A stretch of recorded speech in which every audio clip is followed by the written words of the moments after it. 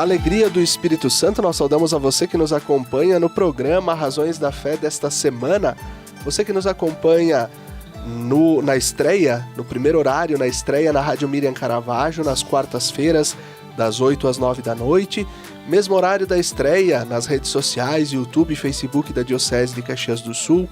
Você que nos acompanha também na reprise na Rádio Miriam Caravaggio, aos domingos, das 7 às 8 da manhã, depois das 9 às 10, ou melhor, das 10 às 11 da noite. Você que nos acompanha a partir das 9 horas da manhã de domingo, também no Spotify da Rádio Miriam Caravaggio, na TV Serra, canal 526 da NET, sempre nas segundas e terças-feiras, e também na Rádio Amar e Servir, da província dos Jesuítas do Brasil, então nos finais de semana, sábados e domingos. Nós te convidamos a se inscrever no canal da Diocese de Caxias do Sul no YouTube, basta procurar por Diocese de Caxias do Sul, ativar o sininho para receber as notificações e tudo aquilo que publicamos, preparamos, inclusive o próprio Razões da Fé. Nós estamos celebrando ainda dentro deste mês de maio o primeiro ano de pontificado do Papa Leão XIV, e que nesses últimos dias nos presenteou com a sua primeira encíclica, que já vai também compondo o compêndio da doutrina social da Igreja. E nós, então, vamos avaliar este primeiro ano, né, de pontificado do Papa Leão XIV. Nós temos aqui como convidado o padre Leonardo Luciano Dalosto, que é padre da nossa Diocese de Caxias do Sul, pároco da paróquia São Francisco de Paula e também da paróquia Nossa Senhora das Graças no Rincão dos Cref, lá em São Francisco de Paula. Olá, padre Leonardo, obrigado pela presença. Olá, Felipe, minha saudação também a quem nos acompanha através da Rádio Miriam Caravaggio, das mídias sociais e das mídias sociais da Diocese de Caxias do Sul. Muito bem, há um ano atrás, logo que o Papa Leão tinha sido eleito, nós gravamos um programa com a participação do padre Leonardo Inácio Pereira também, e a tua participação. Então eram os dois padres Léo da nossa diocese falando sobre o Papa Léo, né, que tinha sido recém-eleito. E aí eu já começo te perguntando, o que nós já podemos perceber deste primeiro ano de pontificado do Papa Leão XIV? Então, quando tu me disseste, nós íamos conversar um pouco sobre este primeiro ano, eu me recordei de alguns historiadores da igreja que dizem sempre assim, é muito difícil avaliar um papa enquanto ele ainda está vivo, né? E Leão está recentemente começando esse seu pontificado, que, se Deus quiser, muito provavelmente será longo, né? Porque é um papa relativamente jovem e com boa saúde física, com boa saúde mental. O que nós podemos falar sobre ele? Eu penso que quando nós temos uma eleição de um papa, é evidente que nós fazemos sempre, normalmente, comparações. O Papa Francisco era assim, o Papa Leão é assado. Sim, tem muitas distinções, penso que tem muitas diferenças, mas um ponto que eu acho que é fundamental é, apesar de que tenha acontecido uma mudança no modo de ser, porque o modo de ser de Leão é bastante distinto do modo de ser Francisco. Francisco era muito espontâneo, latino-americano como nós somos, né? Leão é norte-americano, tem mais dificuldade em improvisar, não gosta de improvisar, gosta das coisas um pouco mais formais.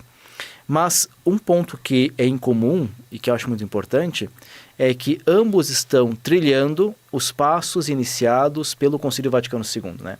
A herança que Francisco deixa para Leão é: vamos retomar como horizonte doutrinal e pastoral da Igreja o Concílio Vaticano II e vamos continuar trilhando isso.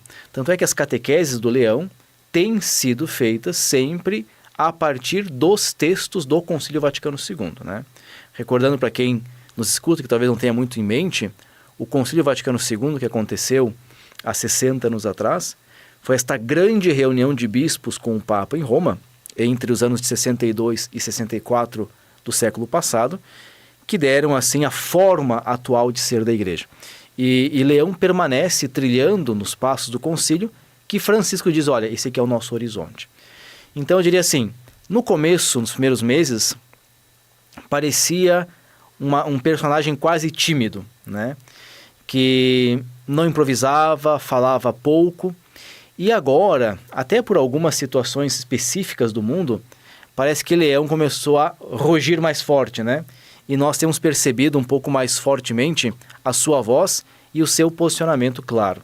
Então, penso que nós teremos ainda muitas surpresas e que agora, me parece que aquilo que começou muito tímido tem tomado uma grande proporção como liderança mundial. Tu falavas agora, Padre Leonardo, sobre as catequeses a partir dos documentos do Concílio Vaticano II. Ele fez questão de iniciar, terminado o Ano Santo, o Jubileu, e depois, então, iniciado essa ideia dos consistórios, né, desta reunião dos cardeais, ele inicia imediatamente esta série de reflexões sobre o Concílio Vaticano II. Qual é a importância, num tempo em que uns achavam que por ele ter escolhido este nome de Leão, ele seria mais conservador, teria algo voltado a essa esfera mais conservadora, mas ele dando a tônica. Olha, nós estamos na esteira do Concílio Vaticano II e estamos dando sequência ao projeto da sinodalidade que nos propôs o Papa Francisco. Isso. Primeiro, em relação ao nome, acho que é interessante recordar, nós já falamos sobre isso um ano atrás, quando falávamos sobre a sua eleição, né? O nome, o Papa sempre o escolhe, geralmente, em relação a uma herança espiritual e teológica do seu predecessor, normalmente. Então, quando falamos, por exemplo, de Bento XVI, ele tinha uma referência clara a Bento XV, né? Que no começo do século XX foi o Papa que não se posicionou tomando partido durante a Primeira Guerra Mundial, porque mostrava que o Papa deveria ser uma liderança que pudesse falar a todos, né? Leão está ligado a Leão XIII, e no século XIX, Leão XIII vem após um pontificado muito longo, muito pesado, que é o pontificado de Pio IX. Pio IX foi um Papa longevo, teve um pontificado muito conflituoso, né? Com ideias profundamente conservadoras em um sentido negativo, fechadas à realidade. Pio IX fechou muito a igreja à realidade. Leão XIII é já idoso, se não me engano é eleito com 78 anos e dura até os 93, então é um pontificado também relativamente longo para a época, mas é um homem profundamente marcado pela realidade. Tanto é que o seu documento mais conhecido e mais famoso, a Rerum Novarum, né, das coisas novas, é um documento que Leão XIII escreve durante a Revolução Industrial, chamando a atenção da sociedade para os problemas gerados naquele momento, né? A questão do trabalho, a questão do trabalho que praticamente escravizava pessoas, salários, enfim. Faz uma chamada de atenção importante, mostrando que a igreja tem sim e tem que ter uma voz social forte e importante. Então o nome de Leão, ele está muito mais ligado a Leão XIII. E talvez por quê? Fica mais fácil de entender isso hoje, porque agora faz poucos dias, né? O Papa Leão recentemente lançou a sua primeira carta encíclica, que é um documento que o Papa lança aberto aos católicos do mundo inteiro, chamado Magnificas Humanitas. E essa carta encíclica é exatamente sobre a revolução digital, que agora está sendo claramente visível com a inteligência artificial. Então, enquanto Leão XIII lidava com a revolução industrial e a mudança do mundo pela indústria, em fins do século XIX, pouco mais de 100 anos depois, Leão XIV nos fala da revolução digital, que provavelmente será uma revolução muito maior que aquela que nós experimentamos no século XIX, porque será muito mais acelerada, muito mais rápida, né, do que aquela que nós vivemos no passado. Então eu diria o seguinte, olha, nós não temos nas mãos um homem que alguns podem temer como conservador.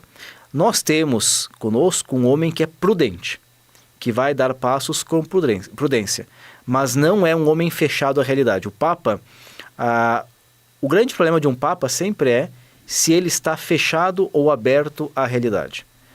Leão está profundamente aberto à realidade e isso provavelmente vai dar frutos muito positivos para a igreja. Agora que já entramos nessa ideia da primeira encíclica, Francisco lançou a Evangelii Gaudium, né, o seu plano de governo. A gente poderia dizer que a Magnificat Humanitas é o plano de governo de Leão XIV? Bom, ele lançou esse texto ontem, né? Nós nem tivemos tempo ainda de ler praticamente esse texto todo, porque nós vamos ter que ler e estudar tudo que está ali. Não basta apenas... Quando um texto é um texto pontifício, e portanto nós estamos falando de um ensinamento que agora é integrado ao ensinamento da Igreja, nós temos que lê-lo e estudá-lo para entender o que o Papa quer dizer. Quando Francisco escreve a exortação Evangelii Gaudium, ali ele deixa claro que aquilo é um programa de governo. Ou seja, é o como ele quer que a Igreja seja durante seu pontificado.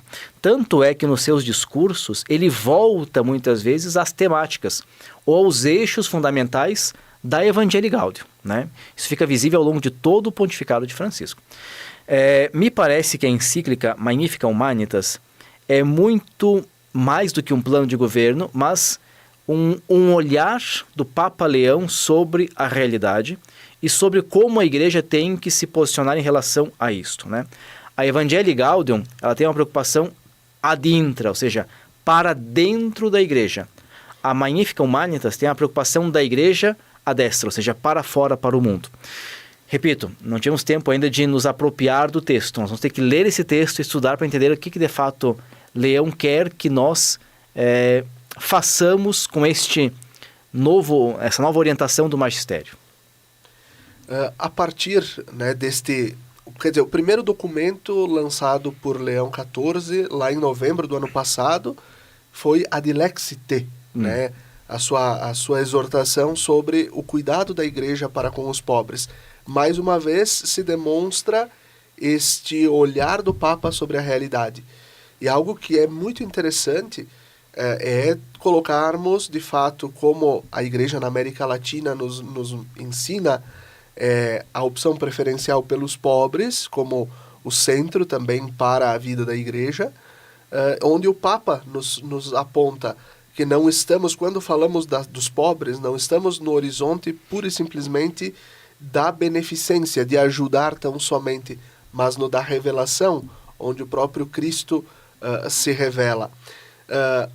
Seria esta postura do Papa Leão XIV também apontada na Dilexite, e agora, pelo que a gente já está olhando e tateando da Magnificat Humanitas, também este olhar da Igreja para o futuro da humanidade? Nós estamos vendo a pobreza aumentar, nós estamos vendo as guerras aumentarem. Seria esse olhar também para o futuro? Eu diria o seguinte, a Dilexite é um texto iniciado por Francisco, né? Iniciado por Francisco, e Francisco veio a falecer enquanto o texto estava sendo escrito, e Leão se apropria disso e deixa claro que esse texto começa a ser escrito pelo Papa Francisco, mas assume esse projeto, o conclui, dando ao texto um formato próprio seu, né? Francisco tinha algo muito próprio dele, que era o método, o modo como ele falava e o modo como ele pensava, né? Leão tem outra forma de pensar, outro método. Agora, o conteúdo que está presente na Dilexite, como tu disseste, ele tem o seu alicerce, o seu eixo na ideia, que é uma ideia teológica importante, a opção preferencial pelos pobres. E essa opção preferencial pelos pobres, que não é uma opção puramente ideológica, para a Igreja ela é uma opção inerente à fé evangélica, ou seja, se nós de fato somos discípulos e discípulas de Jesus, se nós cremos que de fato Jesus é o Filho de Deus feito carne, esta opção brota da nossa fé em Jesus Cristo. É isso que a Igreja ensina desde sempre, que Francisco começou a escrever e que Leão nos propõe na Dilexite. E nos propõe que esta opção nos faz abrir os olhos para o fato de que nos pobres Deus nos fala. E aqui tem um ponto fundamental. Quando a gente diz que nos pobres Deus está falando conosco, estamos dizendo que os apelos, as necessidades, as angústias, as preocupações dos pobres devem ser nossas. E são expressão também da revelação de Deus dentro do nosso mundo, da nossa história. Eu diria que a preocupação de Leão é sempre uma preocupação pelo menos nesses documentos expressos até agora, uma preocupação do como a igreja precisa se posicionar diante da realidade. E pensemos, por exemplo, que na Magnificat Humanitas, imagina, ela saiu ontem pela manhã, né? Um texto, uma parte fundamental e muito falado nas mídias sociais foi o fato em que o Papa Leão pede perdão à humanidade pela demora da igreja em tomar posição positiva contra a escravidão.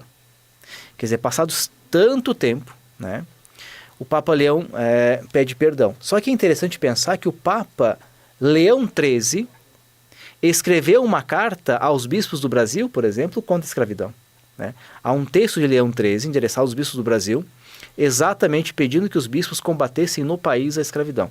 Então, há uma ligação, há uma herança espiritual de Leão XIII que Leão XIV agora assume como sua.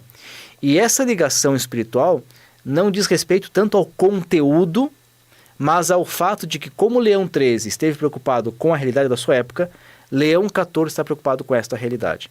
E esta realidade é profundamente marcada por uma revolução não mais industrial, mas digital, que pode virar de cabeça para baixo o mundo de hoje. Muito bem. Nós vamos concluindo o primeiro bloco do nosso programa Razões da Fé desta semana, lembrando o patrocínio de trabalhos acústicos, sons que elevam a alma em igrejas e capelas. Conheça o nosso trabalho no Instagram, @trabalhosacústicos. Fique com a gente que nós vamos ainda ter belas reflexões sobre esse primeiro ano do Papa Leão XIV.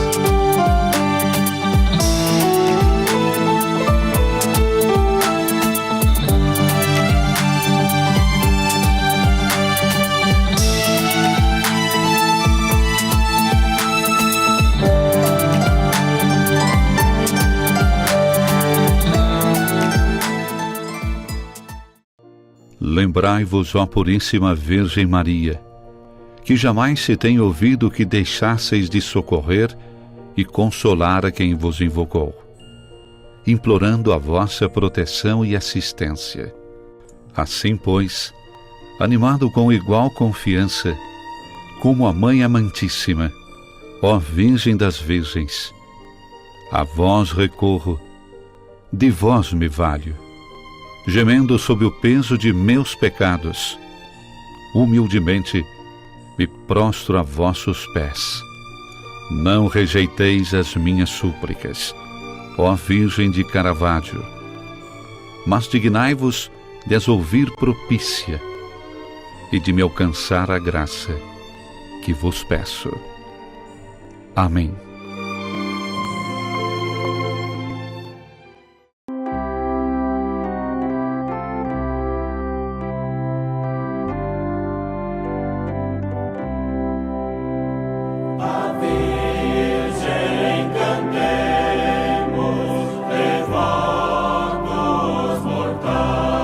De segunda a sexta-feira, sempre às 17 horas e aos domingos às 11 horas, acompanhe a transmissão da Santa Missa, direto do Santuário de Nossa Senhora de Caravaggio. Fique ligado na TV Serra, canais 26 e 526 da NET Claro, no Facebook e canal do YouTube da TV Serra Farroupilha, ou conectado ao nosso site www.tvserra.tv e reze conosco. Na Palavra de Deus e na Eucaristia, alimentamos nossa vida e fortalecemos nossa caminhada. Missa direto do Santuário de Nossa Senhora de Caravaggio, na sua TV Serra. Momento de oração, fé e devoção na padroeira da Diocese de Caxias do Sul e da cidade de Farroupilha. Patrocínio Tramontina, o prazer de fazer bonito. TV Serra, levando o Santuário de Caravaggio até você.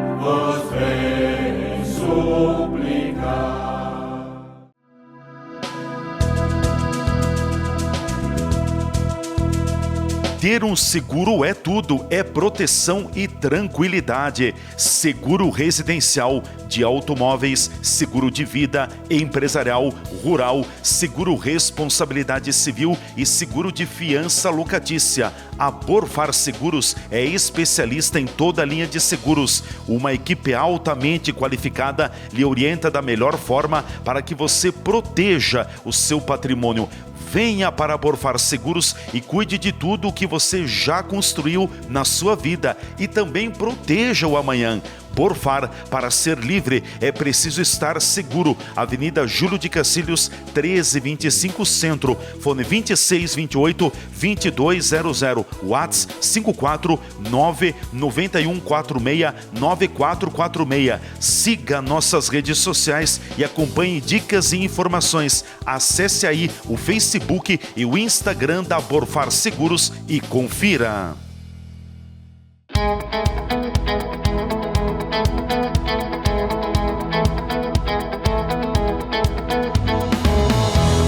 A Imofar carrega na bagagem mais de 48 anos de história.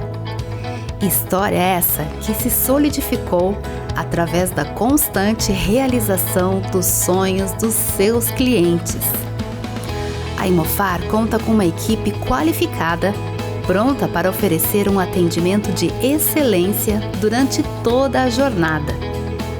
Seja para comprar, vender ou investir, a Imofar é o elo perfeito entre o sonho e a realização. Confiança, agilidade nos processos e segurança é a nossa essência.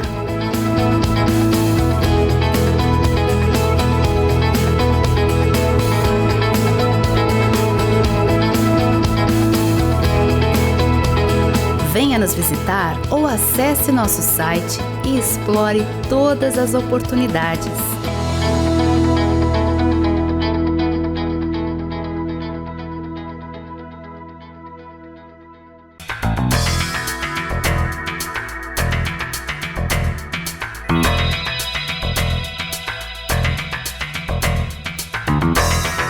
Um cardápio de dar água na boca, preparado diariamente para te surpreender e proporcionar um almoço diferenciado em Farroupilha. Dezenas de pratos quentes, saladas, grelhados e sobremesas. E além de tudo isso, você encontra um ambiente aconchegante e propício para a hora do seu almoço. Venha conhecer e provar as delícias do restaurante Vicentinos, junto ao Clube do Comércio, na Praça da Bandeira. Restaurante Vicentinos, uma delícia de cardápio para o seu almoço, bem no coração de Farroupilha, de segunda a sábado, esperando por você.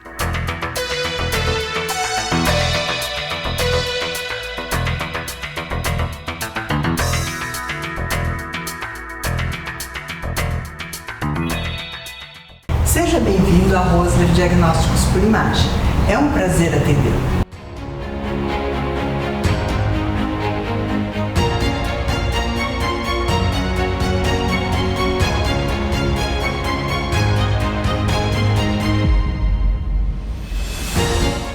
Neste espaço, realizamos nossos exames de ultrassom.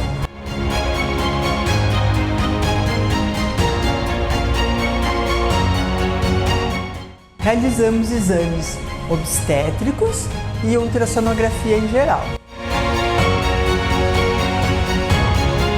Esta sala é dedicada aos exames de ultrassons vasculares.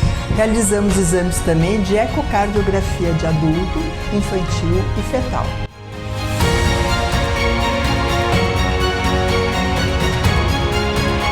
Vou apresentar para vocês a nossa unidade da mulher.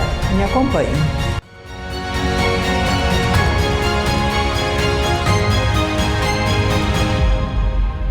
Acompanhem para conhecer a nossa sala de mamografia digital.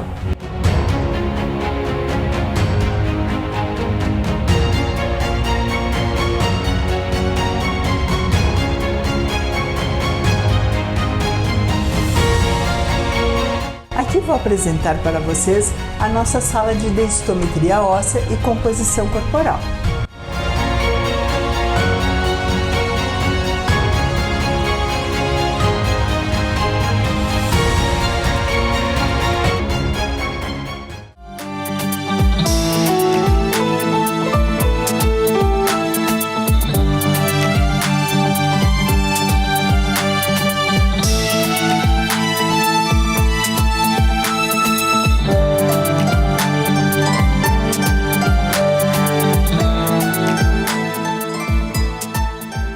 Estamos de volta com o segundo bloco do nosso programa Razões da Fé desta semana, aqui pela Rádio Miriam Caravaggio 95.7 FM, também pelas redes sociais, a TV Serra e também a Rádio Amar e Servir da província dos Jesuítas do Brasil.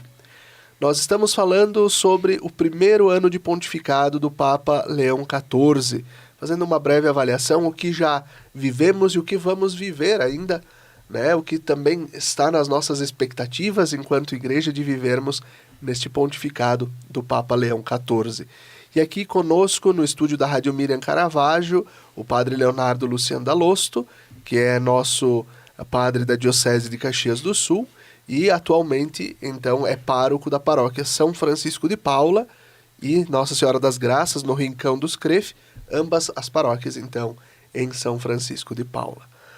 Padre Leonardo, nós falávamos no bloco anterior, falávamos um pouquinho sobre esta comparação entre Francisco e Leão, falávamos um pouco sobre os primeiros documentos que o Papa Leão publicou, mas tem algo muito interessante que vem fazendo parte reiteradamente das falas do Papa desde a sua chegada na sacada da Basílica de São Pedro, no dia da eleição, dia 8 de maio de 2025, e que a cada semana, e mesmo no Regina Coeli, no Ângelus, nas audiências gerais, é algo presente, o pedido pela paz.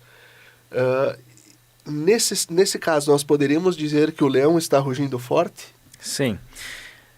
Quando o Papa Leão se apresenta, ele se apresenta com uma saudação evangélica, né? A paz esteja convosco.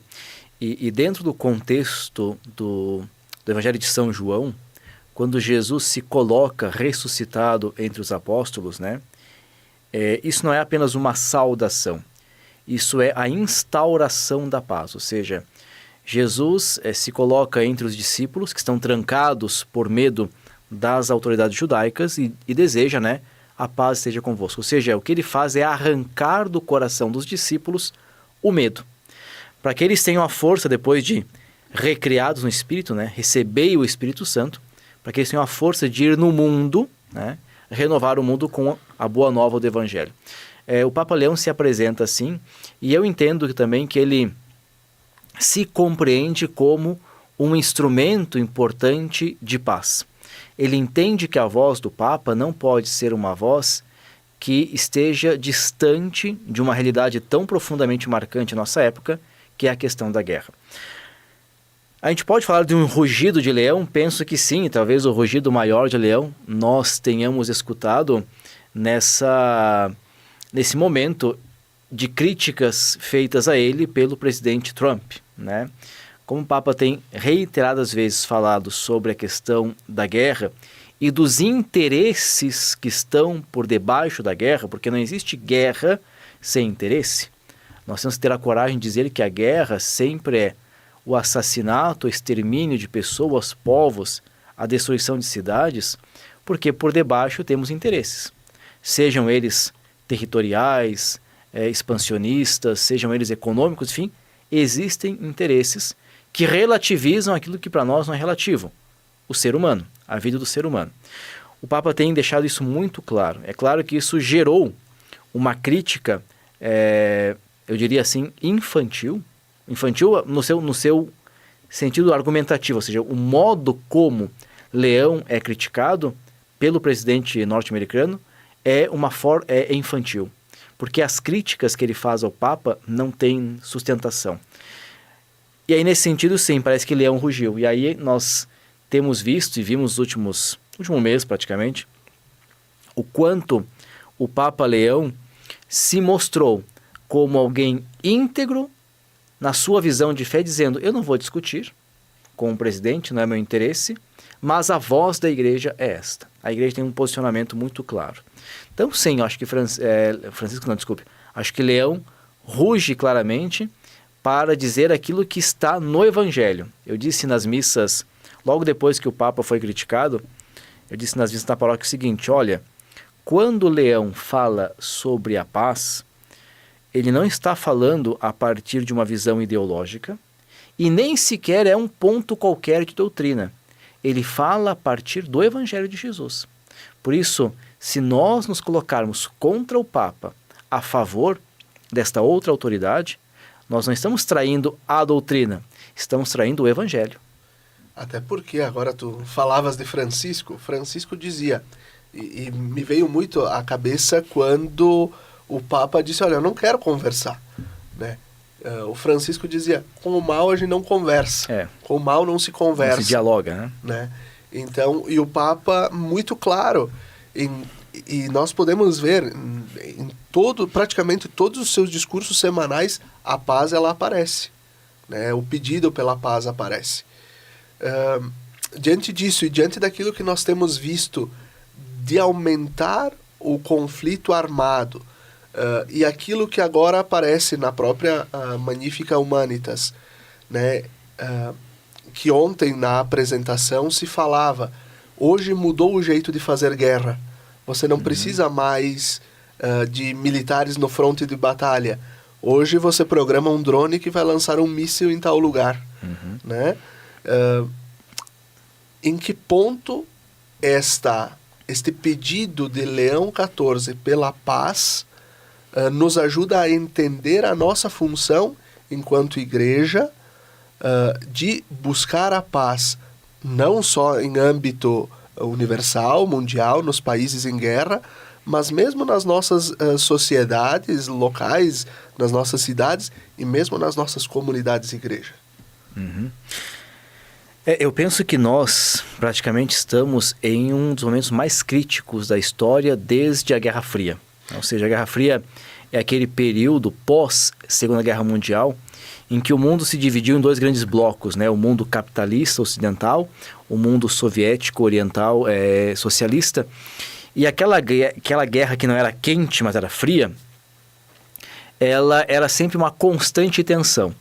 Quem é que vai jogar o primeiro míssil, né? Que felizmente não aconteceu.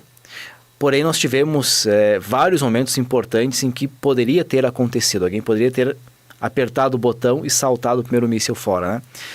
Nós estamos num momento muito delicado, no mesmo sentido. Um momento em que, de fato, nós temos medo de que caso alguém aperte um botão, nós tenhamos o início de um conflito que vá tomar proporções em escala mundial. E se isso acontecer, nós não temos como garantir quais serão as consequências deste conflito para o mundo. Não apenas para uma sociedade ou para um país, mas para o mundo, porque nós temos hoje a possibilidade de destruir praticamente a civilização humana. Então, com a tecnologia que nós desenvolvemos, nós também desenvolvemos a possibilidade de destruir tudo. Mas nós não desenvolvemos uma ética que seja capaz de impedir isso, né? O que Leão faz é apontar para o Evangelho como uma ética que impede que nós tenhamos a capacidade de apertar este botão, como tu dizias, né? A tecnologia, como nós a temos hoje, ela é capaz de eliminar completamente a vida humana. Penso que Leão, não apenas ele, né, mas a igreja já se deu por conta disso. Francisco, aliás, falava correntes vezes sobre a guerra mundial em pedaços, né? Várias vezes ele citou esse problema, né? Nós estamos em uma terceira guerra mundial aos pedaços, né? Pode se juntar esses pedaços e fazer uma coisa maior? Pode, né? Acho que nós estamos aí na iminência dessa possibilidade, por isso que, repito, a meu ver, um momento muito delicado desde a Guerra Fria, desde aquele momento em que o mundo estava separado em dois grandes blocos. E Leão tem consciência disso, e tem consciência de que nós não temos consciência. Isso é o mais interessante. Ele sabe que nós, enquanto humanidade, não temos consciência da escalada que pode ter esse conflito. Por isso os apelos do Papa Leão são importantes.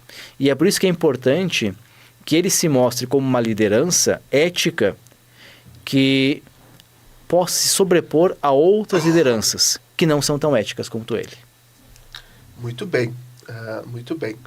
Agora, fazendo uma retrospectiva assim, deste primeiro ano do Papa de pontificado, nós percebemos que ele fez algumas viagens interessantes. E sobretudo esta do mês de abril, que ele fez diretamente à África, onde em lugares muito marcados pela corrupção, por situações de pobreza extrema, mas o Papa quis estar ali. A Igreja demarcou a sua presença aí nesses lugares. E ele, nas suas homilias, sempre muito claro na busca pela justiça social. Aí eu retorno à questão da dilexité, né? Documento iniciado por Francisco, concluído por Leão. Leão só existe porque existiu Francisco, que o nomeou bispo e depois o criou cardeal. Como os dois, né, tinham e têm este olhar apurado pela questão da justiça social, o que Leão vai nos apontando também para a busca da justiça social no mundo e, sobretudo, nesses países emergentes? Ok. Francisco, na Evangelii Gaudium, deixa muito claro que a desigualdade social é a raiz de todos os males sociais. Está escrito literalmente na Evangelii Gaudium, que, repitamos aqui, né, é o seu texto, programa de pontificado. Francisco só pode dizer isso por dois motivos.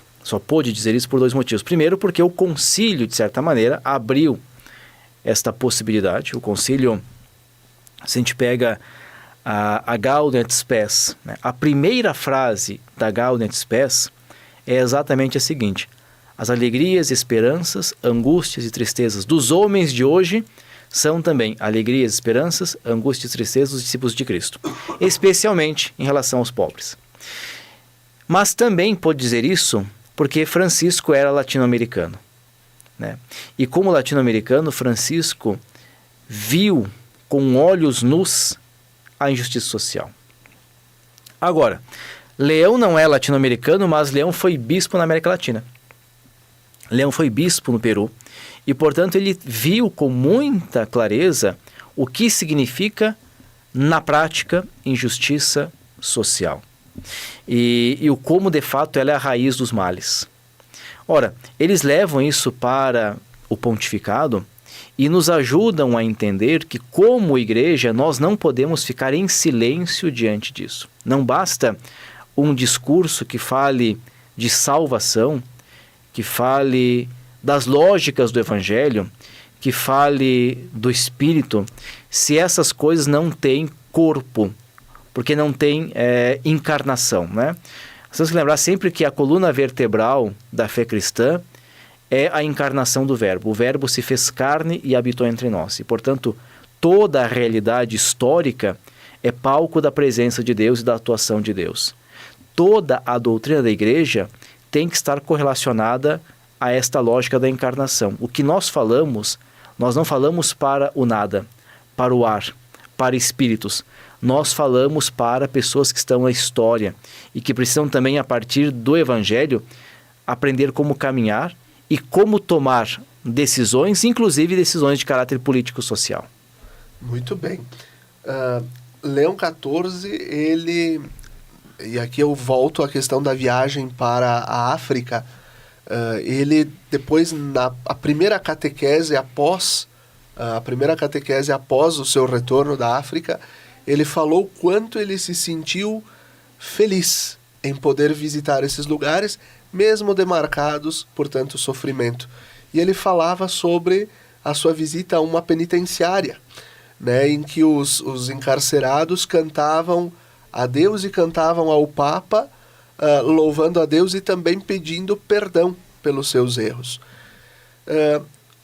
Leão XIV, ele demarca essa figura institucional da Igreja e essa figura institucional de Pedro. Ele se entende Pedro? Bom, será que Pedro se entendia como Pedro? Também nós não sabemos muito bem, né? É claro que Leão XIV tem clareza qual é o seu papel. A visita à África é importante porque a Igreja chega na África, falamos aqui a partir do século XVI, pelo menos, né? Como colonizador. Né? A Igreja, claro, evidentemente chegou nos primeiros séculos na África, depois ela quase desapareceu com a expansão do Império Islâmico, né? crescimento do islamismo, mas quando a igreja retoma a África, chega de novo na África, ela chega como uma colonizadora, ela chega também, eu não diria promotora, mas como alguém que justifica a injustiça. A igreja justificou a injustiça e Leão, inclusive, pede desculpa pela escravidão, repito, agora no documento Magnificat Humanitas. Ora, é claro que ele tem clareza do seu papel e eu acho que é importante que ele saiba também expressar isso para que as pessoas percebam que o Papa é aquele que reconhece a igreja do passado, mas que aponta como tem que ser a igreja do futuro.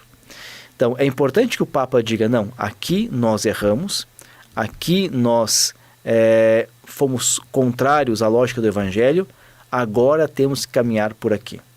É muito mais bonito que o Papa faça isso, muito mais humano, do que simplesmente tentar maquiar o nosso passado. Dizer, não, nós não fomos, nós não erramos no passado, nós não cometemos esses enganos, nós não justificamos o poder. Não.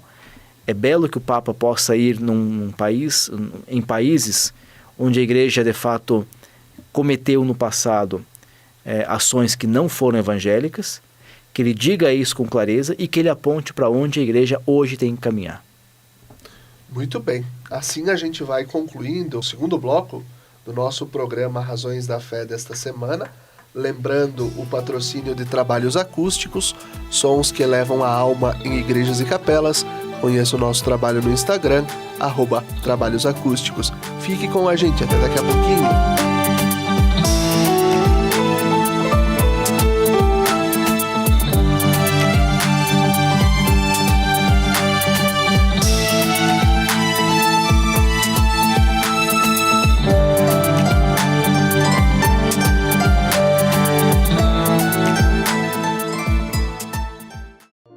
Lembrai-vos, ó Puríssima Virgem Maria, que jamais se tem ouvido que deixasseis de socorrer e consolar a quem vos invocou, implorando a vossa proteção e assistência. Assim, pois, animado com igual confiança, como a Mãe Amantíssima, ó Virgem das Virgens, a vós recorro, de vós me valho, gemendo sob o peso de meus pecados, humildemente me prostro a vossos pés. Não rejeiteis as minhas súplicas, ó Virgem de Caravaggio, mas dignai-vos de as ouvir propícia e de me alcançar a graça que vos peço. Amém. A TV Serra transmite todos os sábados ao vivo às 18 horas a Santa Missa direto da Igreja Matriz de Farroupilha. Acompanhe aqui pelos canais 26 e 526 da NET Claro, região cobertura Farroupilha, pelo Facebook e canal do YouTube da TV Serra e forme comunidade conosco. Alimentemo-nos com a palavra de Deus para seguirmos nossa caminhada. Missa das 18 horas do sábado ao vivo da Igreja Matriz de Farroupilha na TV Serra. Patrocínio Imobiliária Imofar. Tranquilidade total na hora de comprar, alugar ou vender é com a Imofar. Grupo Bigfer, transformando ideias em soluções. Rua Papa João 23, 675, bairro Imigrante. TV Serra, unida com você na fé e na oração. Estar perto do comércio e o pequeno produtor, um futuro pra valer, de união com mais amor. É minha cidade que vejo crescer, a felicidade a poucos metros de você. Valorize o que é daqui, Farroupilha caminhando pro futuro mais feliz. Viva Farroupilha, viva e descubra Farroupilha. Uma iniciativa Cindy Lojas Farroupilha. Segurança é ter para onde olhar. Está lado a lado de quem está disposto a nos dar a mão. Saber que, mesmo nos caminhos longos, temos a certeza de onde queremos chegar. Ao olhar para trás, vemos todas as conquistas que tivemos ao lado de quem esteve junto com a gente. percebemos que uma relação de proximidade é essencial. As melhores escolhas são aquelas que deixam a nossa rotina mais fácil e nos possibilitam construir nossos projetos sabendo com quem podemos contar. Afinal, ter a certeza de que temos pessoas comprometidas com nossos sonhos dá ainda mais valor à vida. Para tudo que tem valor, Sicredi, sua certeza sempre.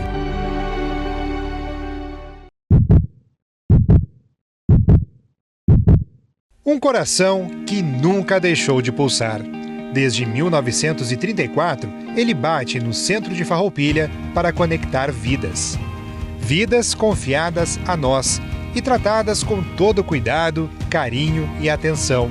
O Hospital São Carlos se consolida hoje como uma das principais instituições de saúde da Serra Gaúcha.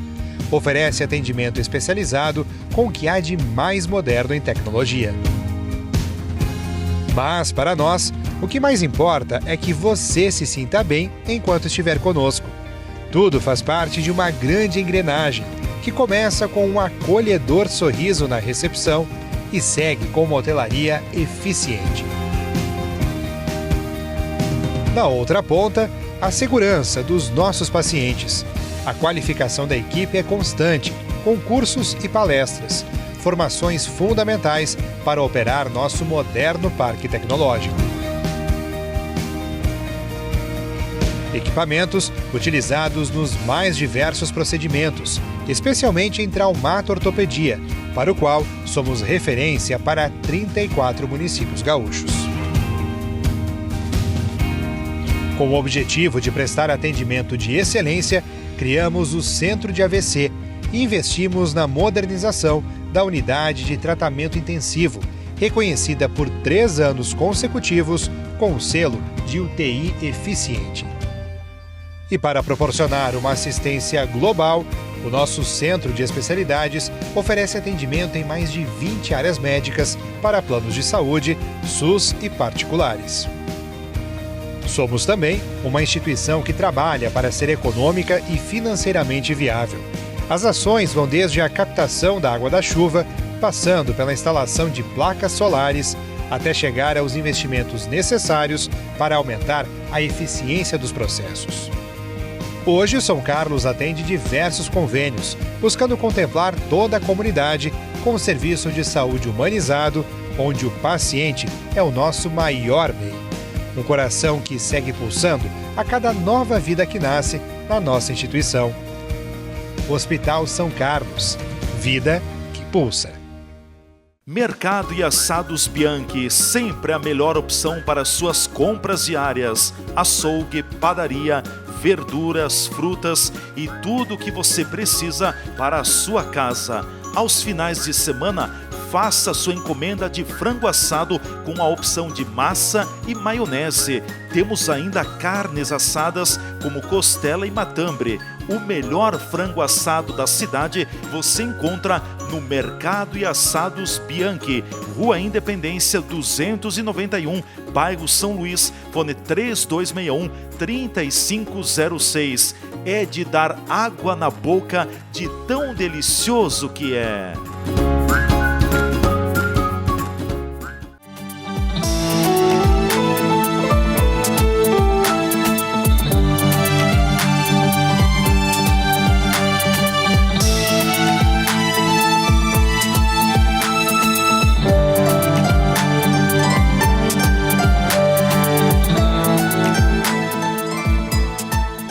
Estamos de volta com o terceiro bloco do nosso programa Razões da Fé desta semana, aqui pela Rádio Miriam Caravaggio 95.7 FM, também pelas redes sociais, pela TV Serra e pela Rádio Amar e Servir da província dos Jesuítas do Brasil.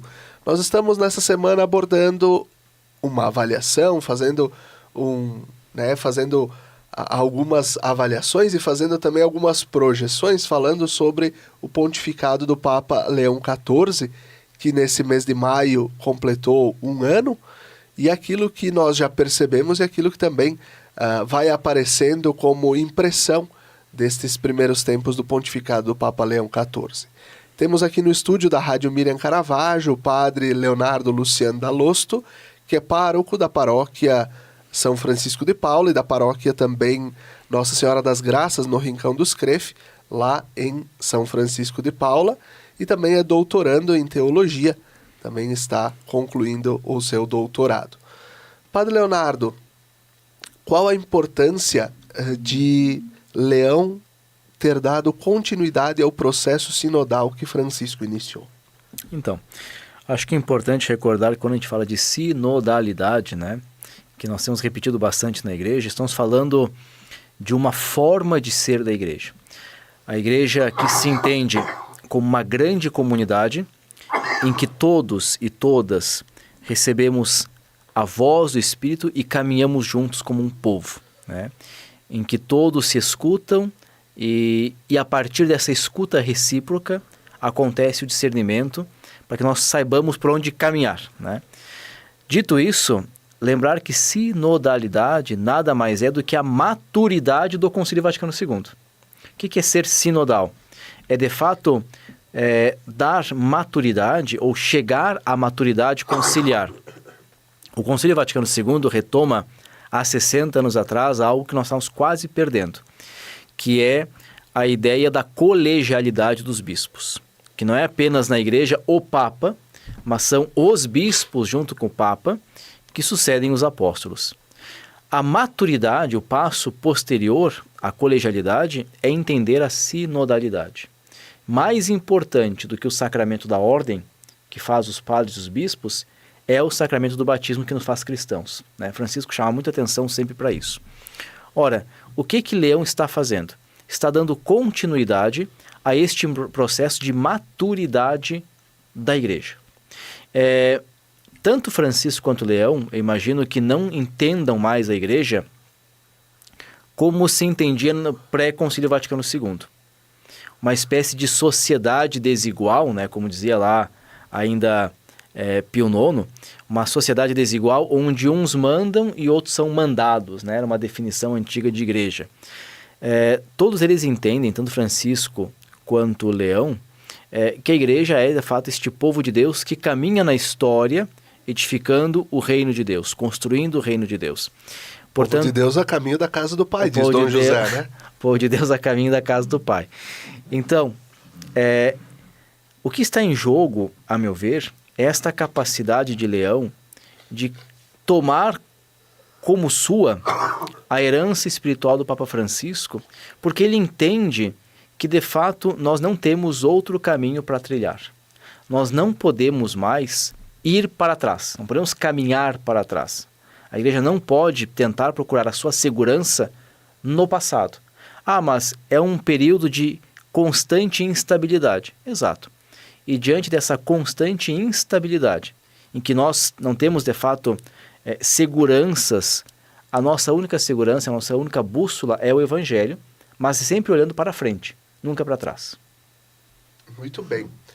Iniciado esse processo por Francisco, da grande escuta de toda a igreja, e não só da igreja, né, de todo o mundo, sobre o caminho que a igreja está realizando, aquela grande escuta, depois as duas grandes assembleias do sínodo, Francisco já deixa encaminhado o processo, mas Leão agora, então, organiza a implementação do processo do sínodo. Qual a importância, se falávamos sobre isso, de compreender a missão do batizado, de todos os batizados, de ser igreja e de proclamar o Evangelho, de viver o Evangelho, qual a importância agora de nós trilharmos um caminho implementando estas mudanças que também o sínodo nos propõe, avaliando constantemente isso e depois então podermos fazer processos para avaliar e celebrar lá em 2028 esse caminho do sínodo. Então, eu acho que você citaste os passos pedagógicos da coisa, né? Eu daria mais enfoque para a sinodalidade como forma de ser da igreja, que é o grande desafio nosso, né? Em 2007, quando aconteceu a Conferência de Aparecida, e os bispos escreveram um grande documento, no documento de Aparecida, um teólogo brasileiro disse assim: nós, como igreja, precisamos de 100 anos para entender esse documento. Isso em 2007, né? Se passaram só 20, quase. Se passaram só 20, né?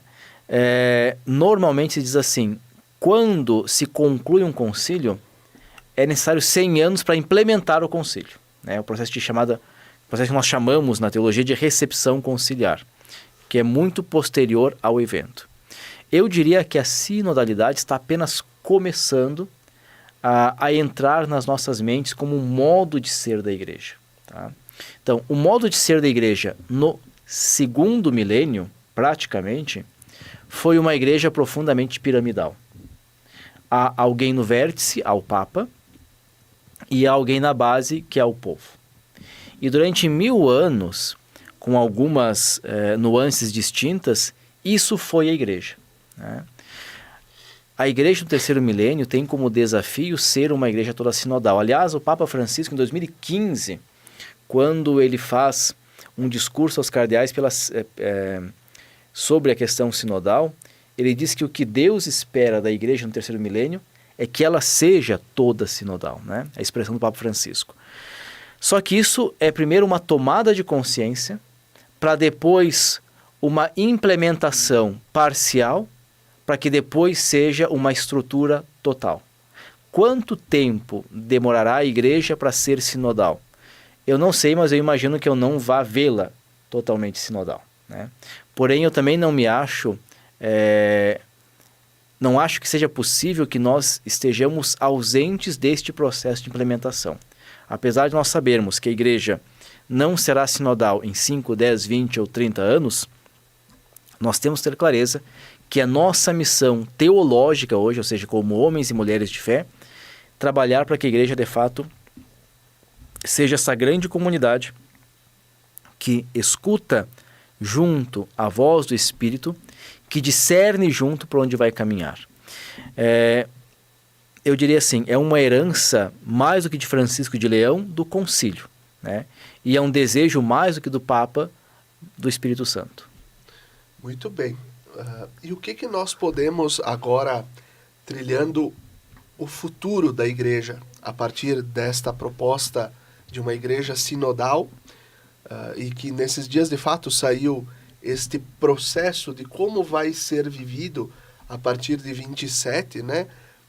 Num trabalho diocesano, depois num trabalho regional, nacional, continental e depois universal, para celebrar, né, como Assembleia Geral da Igreja, lá em 2028, o caminho do Sínodo. Mas nessa esteira, o que nós podemos esperar do futuro do pontificado do Papa Leão? Bom, deixamos para o Espírito Santo, né? Concluo dizendo aquilo com o qual comecei, né?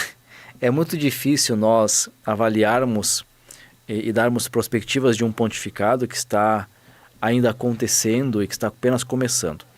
Acho que o mais importante nisso tudo é não perder a certeza de que Francisco vai dar continuidade para o processo, né? Ele lá no começo do seu pontificado se comprometeu em não fazer grandes mudanças na doutrina da igreja e não mexer na doutrina. Ele comentou isso. Porém, isso não significa que nós não tenhamos que ter mudanças na estrutura da igreja, né? Porque as estruturas, em geral, são mais históricas do que doutrinais. É claro que tem algo na igreja que é estrutural, que faz parte da nossa fé. Mas grande parte de nossas estruturas e do modo de funcionar da igreja é muito mais histórico, cultural, ligado ao tempo e ao espaço onde estamos, do que ligado ao evangelho e ao ensinamento da igreja de sempre. Acho que é muito difícil dizer como é que vai acontecer, o que vai acontecer, qual será o resultado. Tem um teólogo italiano que diz assim: todos buscamos uma igreja sinodal, apesar de nenhum de nós saber exatamente o que significa isso.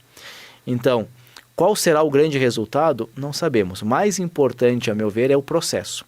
A igreja só será sinodal se ela se dispor a fazer uma caminhada, um processo. E eu penso que isso é mais importante do que o resultado que teremos depois. Ao longo deste ano de pontificado do Papa Leão XIV, o que te marcou mais? O que para ti fez mais sentido ao longo desse primeiro ano? Para mim fez muito sentido o fato de que Leão XIV se mostra como uma autoridade que não tem medo diante do poder. Se nós analisarmos friamente, o Papa, como líder de Estado, não tem nenhum tipo de poder, pelo menos não um poder ligado a armas, exércitos, não.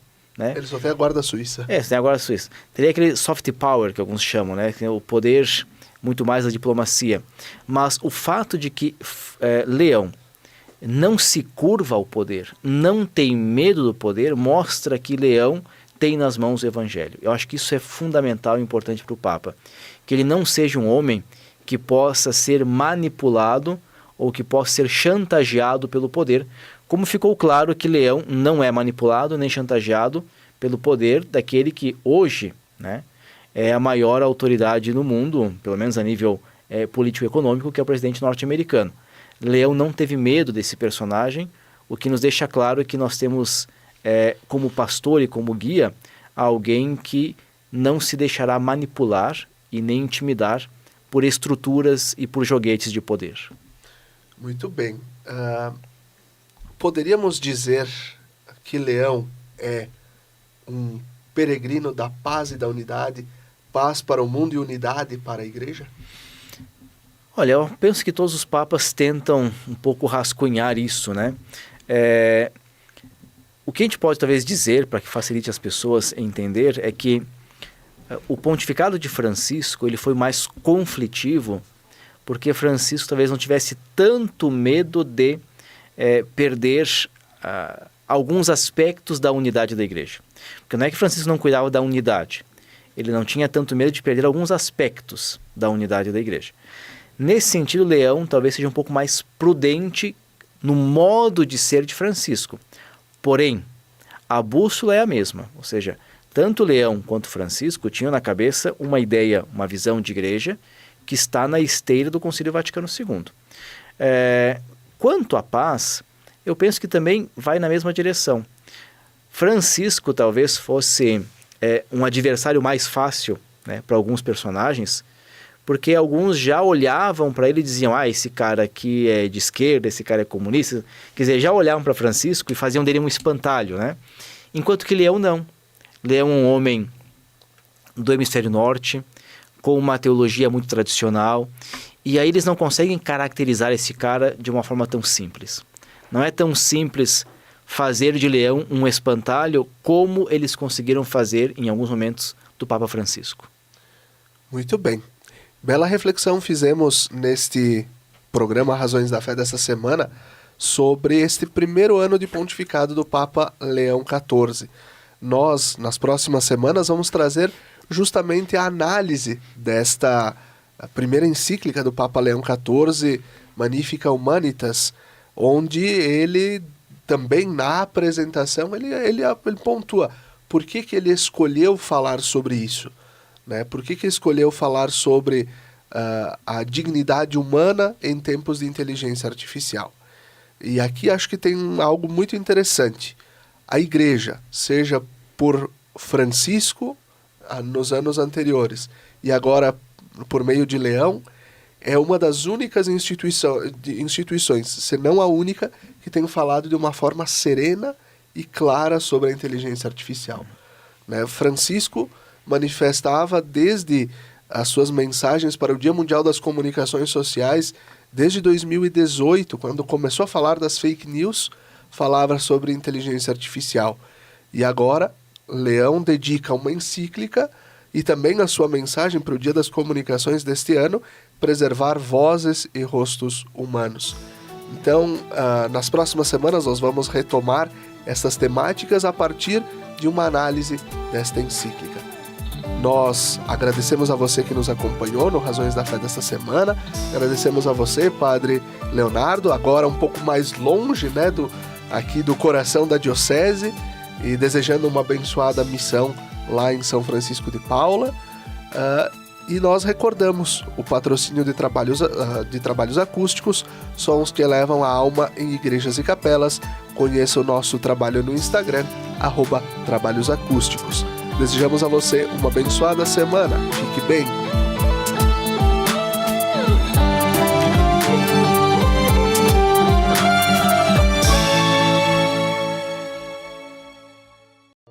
Lembrai-vos, ó Puríssima Virgem Maria, que jamais se tem ouvido que deixasseis de socorrer e consolar a quem vos invocou, implorando a vossa proteção e assistência. Assim, pois, animado com igual confiança, como a Mãe Amantíssima, ó Virgem das Virgens, a vós recorro, de vós me valho, gemendo sob o peso de meus pecados, humildemente me prostro a vossos pés. Não rejeiteis as minhas súplicas, ó Virgem de Caravaggio, mas dignai-vos de as ouvir propícia e de me alcançar a graça que vos peço. Amém.